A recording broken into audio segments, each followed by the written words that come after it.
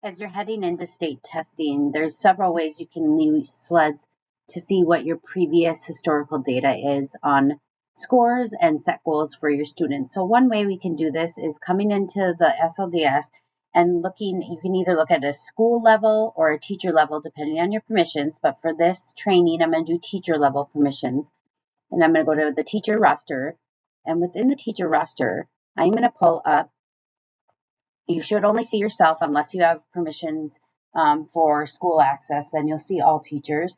And what I'm going to do is look at myself and look at my historical data for my assessment.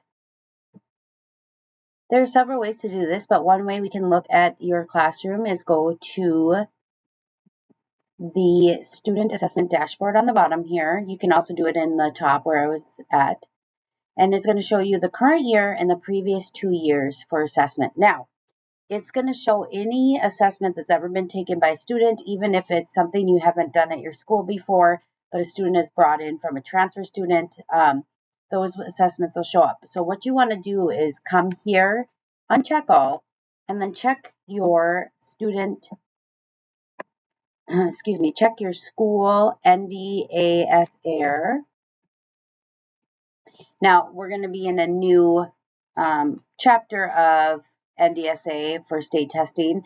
So when comparing, you're going to have to look at this year, the 24-25 year will not be the same as your 23-24 or your 22-23 as far as that goes. But when looking at assessment and how they've done in the previous years, you can uncheck 24-25 because you're taking it now.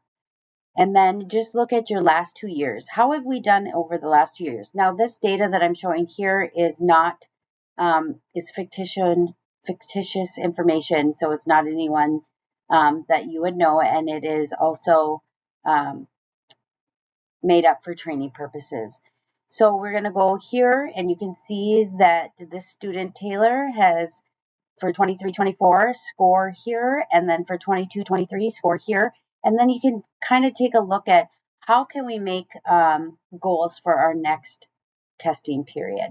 You can also look at it this way, where it's student roster, and it shows in chronological order how they took it. That's a little easier way for me to look at it, but what I want to do is I want to export this out, and you can export it out however you like. If you want Excel spreadsheet or PDF, it doesn't matter. And then once you export that out, you're going to have all your data that you need to make goals for this year's students. And I'll pull up here and you can work on it with those students as time goes. And it should look like this. And so as a teacher, you can come in here and print it off and set goals with your students.